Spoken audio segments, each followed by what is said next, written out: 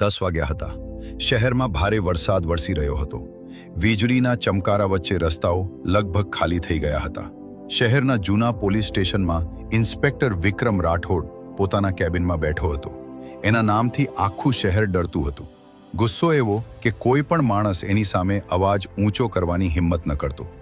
સ્ટેશનમાં એક ચોરને બેરહેમીથી માર પડતો હતો. બહાર બેઠેલા લોકોના ચહેરા પર ડર સ્પષ્ટ દેખાતો હતો. એ જ સમયે સ્ટેશનનો દરવાજો ધીમેથી ખુલ્યો. એક ભીની છોકરી અંદર આવી. સરળ કપાસનો ડ્રેસ, ખભા પર નાનો થેલો, ચહેરા પર થાક અને આંખોમાં ગભરાટ.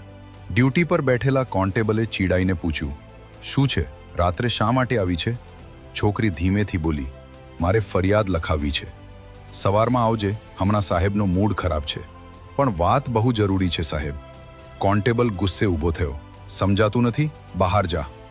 એટલામાં અંદરથી ઇન્સ્પેક્ટર રાઠોડનો અવાજ આવ્યો, કોણ છે બહાર? છોકરી ધીમેથી અંદર ગઈ. રાઠોડે માથાથી પગ સુધી તેને જોઈ. એને લાગ્યું કે કોઈ ગામડાની સામાન્ય છોકરી હશે. હા બોલ, શું ડ્રામા છે? છોકરીએ ધીમેથી કહ્યું, સાહેબ, મારા ભાઈને ખોટા કેસમાં પકડ્યો છે. રાઠોડ હસ્યો. બધા એ જ કહે છે. પણ સાહેબ, એ નિર્દોષ છે. પુરાવો છે? ના, પણ રાઠોડ ટેબલ પર હા હાથ મારીને બૂમ્યો, તો અહીં સમય બગાડવા આવી છે? છોકરી ગભરાઈ ગઈ. મારી વાત સાંભળો સાહેબ. અને અચાનક ઠાપ!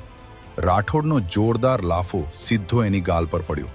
આખું સ્ટેશન શાંત થઈ ગયું. છોકરી એની આંખોમાં આંસુ આવી ગયા, પણ એ રડી નહીં. રાઠોડ ગુસ્સે બોલ્યો, આ પોલીસ સ્ટેશન છે, નાટક કંપની નહીં. સ્ટાફના કેટલાક લોકો હળવું હસ્યા, પણ એ છોકરીએ ફક્ત એક વાત કહી, સાહેબ, હવે જે થશે એની જવાબદારી તમારી રહેશે. રાઠોડ વધુ ગુસ્સે ભરાયો. ધમકી આપે છે મને? ના સાહેબ, ચેતવણી છે. રાઠોડે કોન્સ્ટેબલને કહ્યું, આને બહાર કાઢી નાખો. છોકરી શાંતિથી બહાર નીકળી ગઈ, પણ જતા જતા એને આખા સ્ટેશનને એકવાર જોયું.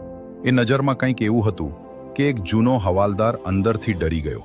બીજા દિવસે સવારે આખા શહેરમાં એક સમાચાર ફેલાયા, નવા એસડીએમ આજે અચાનક શહેરના વિભાગોની તપાસ કરશે. પોલીસ સ્ટેશનમાં પણ ખળભળાટ મચી ગયો. રાઠોડ હસ્યો, કોઈ પણ એસડીએમ આવી જાય, મારો કંઈ નહીં બગાડે. બપોરે 12 વાગે સ્ટેશનની બહાર અચાનક 3 સરકારી ગાડીઓ આવીને ઊભી રહી. બધા પોલીસવાળા સીધા ઊભા થઈ ગયા. ગાડીનો દરવાજો ખુલ્યો અને અંદરથી એ જ છોકરી નીચે ઉતરી. પણ આજે એની સ્ટાઇલ અલગ હતી. સફેદ કડક કોટ, આંખોમાં આત્મવિશ્વાસ, પાછળ અધિકારીઓની આખી ટીમ. આખું સ્ટેશન હચમચી ગયું.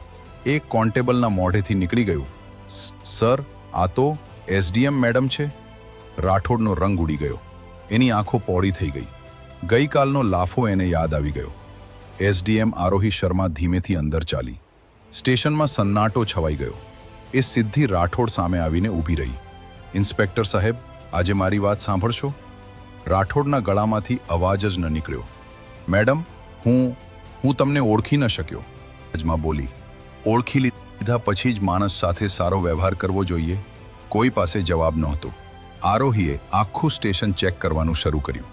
થોડી જ વારમાં ગંદા રેકોર્ડ, ખોટા કેસ અને લાંચના પુરાવા બહાર આવવા લાગ્યા.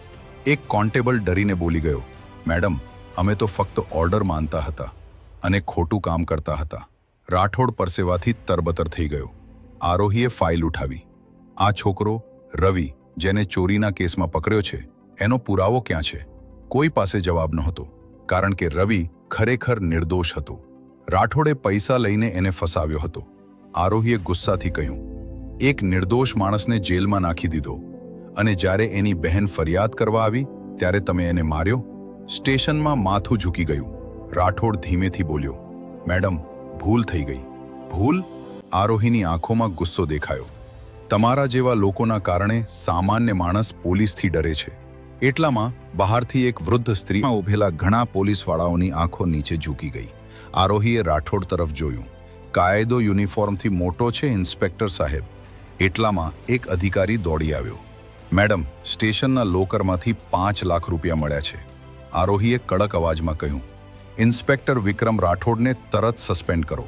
આ સાંભળીને રાઠોડના પગ કંપવા લાગ્યા. મેડમ, મારી નોકરી? જ્યારે તમે નિર્દોષ લોકોને રડાવતા હતા ત્યારે એમના જીવન વિશે વિચાર્યું હતું? રાઠોડ ચૂપ રહી ગયો.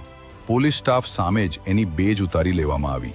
ગઈકાલે જે માણસ બધાને ડરાવતો હતો, આજે એ જ માણસ માથું ઝુકાવીને ઊભો હતો.